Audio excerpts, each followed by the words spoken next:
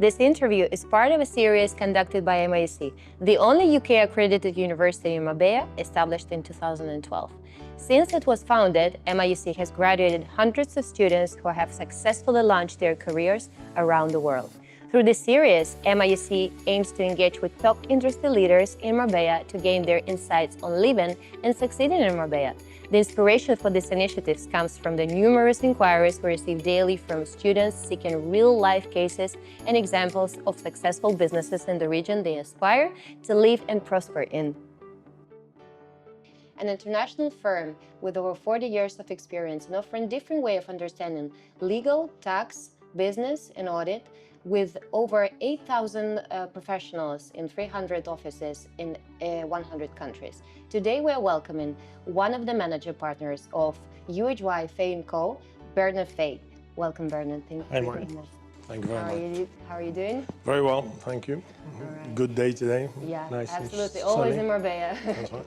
Always sunny days. 318 days a year, I think. Yeah. Can you share with us a little bit of history of UK and Fay? Our firm started actually in Marbella in 1983, and so we've been there for more than 40 years.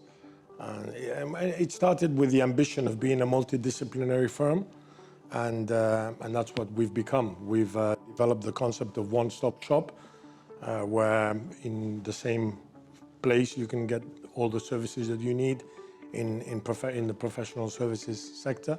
So we look after our clients in tax matters, audit, accounting, legal, compliance, ESG, So absolutely everything. Well, not everything, but I mean quite a broad spectrum of professional services, yes. Mm-hmm. And how would you describe life in Marbella for somebody who is just considering moving? What are the challenges currently and what are the opportunities?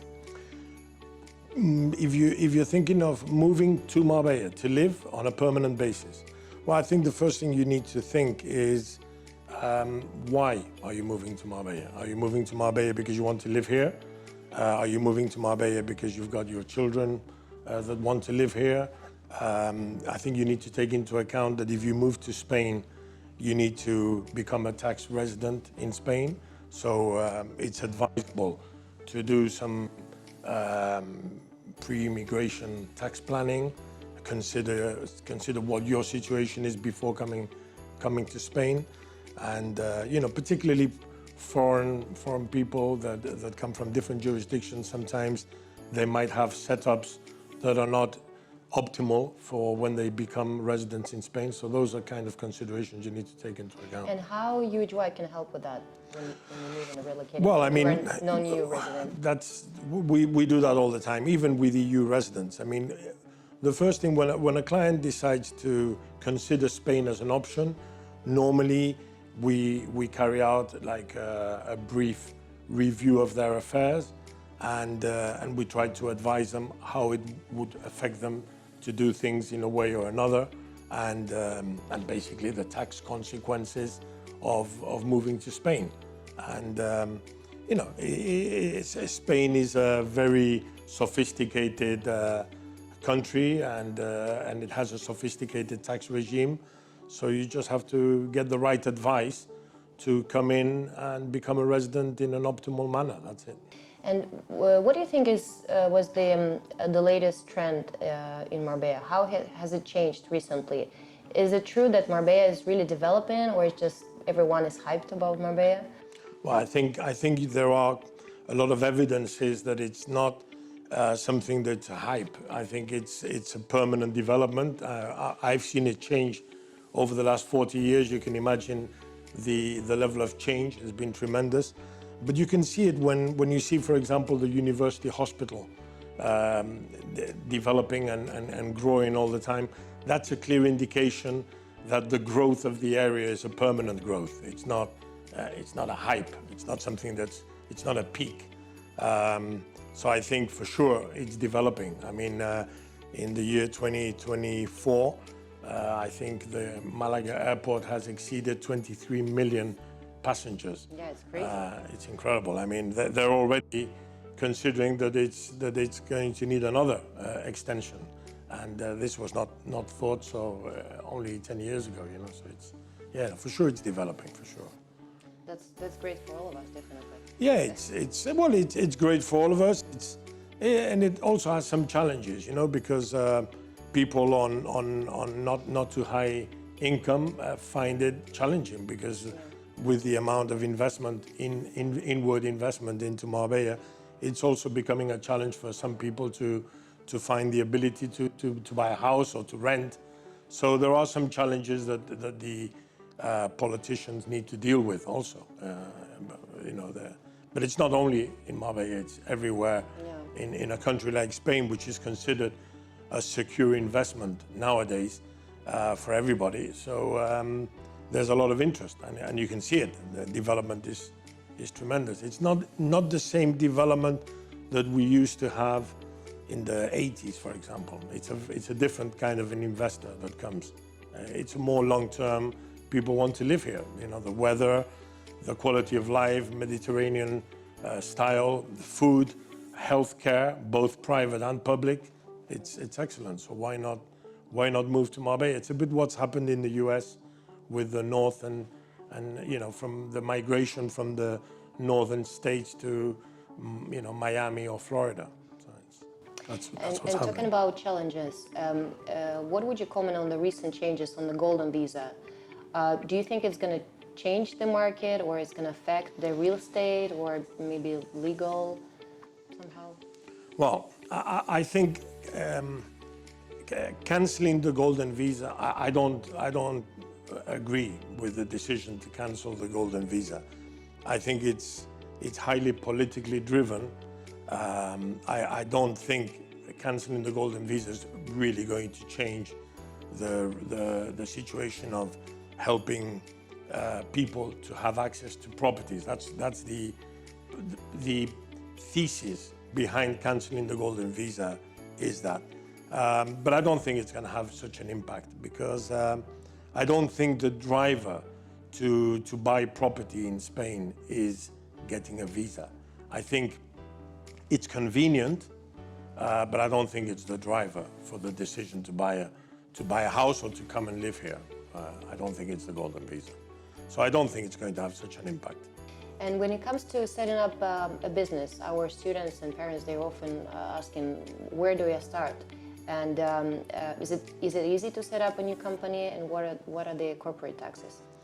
Well, it's straightforward. I mean, it's not complicated to set up in business. I think the first thing people need to consider is, you know, you need to apply the normal logic of feasibility of a business venture first. You know, what kind of a business am I going to set up in the Marbella area, for example? And then the actual setting up, I mean, that's what professionals are there for, to help. You setting up a company in Spain is a straightforward process, nothing complicated, and it's not too expensive. It's not as cheap as some other countries, but it's also not as expensive as other countries. So it's quite a straightforward process. And then the corporate tax rate, the standard corporate tax rate is 25%, but you have a reduced 15% for new starting companies. So it's actually the taxation. You need to understand it, and you need to live with it.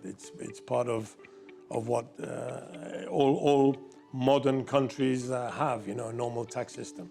Spain is a very sophisticated tax system and a very sophisticated tax authority, highly digitalized, and so you need to do things properly. That's it. But starting a business in Spain, I mean, I encourage people to do it. But can they start just any business? Well, like anywhere, you know. Would you go to London and start just any business? You need to think, you know, what are the competitors, potential competitors? What are the, you know, pros and cons of doing it? And then thrive, do it. I mean, there's a lot of businesses starting in this area all the time. Yeah, especially in real estate and hospitality. Yeah, well, I think real estate is inevitably a driver. The tourism industry is another driver. But I mean, look at technology. I mean, with Malaga Tech, it's incredible. And even in Marbella, you have a lot of tech companies. I mean, you have companies that are even listed companies that are setting up in Marbella and developing. So I think light industry, I think, well, I mean, look at the medical profession. You know, it's tremendous, the amount of clinics and consultations of doctors, and, you know, so there's plenty of opportunities. And when you hire in people in your office, what are you looking at? What type of things they have to be able to work with you? When we hire people, that's a big challenge actually nowadays. Yeah. It's become a big challenge. I remember when we started in the 80s, if you put an advert in the newspaper wanting to recruit people, you would receive 2,000, you know, CVs. Yeah. Nowadays, it's the other way around. Nowadays, the candidates come and interview you, you know, to see if they want to come and work for you, you know. Yeah. No, I think, you know, of course, on black and white, you look at the aptitude. But in the interview, you're looking for the attitude. And if people have the right attitude, and we look at people in the sense that they can mix with our culture, with the way we do things, and if we see that the cultural match is there and the attitude is there, we offer them a job, you know, and we have very good people, excellent people. And taking into account that you have been on market for the past 40 years, you know, our students, they're often asking what it takes to succeed in Marbella. What would be your personal advice? What to do in Marbella to succeed? Work hard. I think there's no secret for, I mean, to be, I think, anywhere. Marbella is not an exception. I think you need to, you know, the first thing you need to be aware of is that Marbella is what it is. It's not London, it's not Paris, and it's not Madrid. So you need to think very carefully what kind of business you're going to set up. And, but then the key to success is the same as the key to success almost anywhere else. You know, normally hard work, determination, and doing things properly. You know, I think one thing that is very important is you only get one chance to establish your values, and you need to decide that when you start. And if you've got firm values and you work hard with determination, I think success is the consequence, normally, you know, of doing things properly. Well, my last question will be, what do you personally love about Marbella? What do I personally love about Marbella? Everything. You know, I've been very fortunate to travel around the world, mostly on business, and I think the more places you get to know, the more you travel around the world, the more you value what Marbella can offer. And I think it's a wonderful place. The quality of life is phenomenal. The people from Andalusia, people from Marbella are exceptional, very welcoming.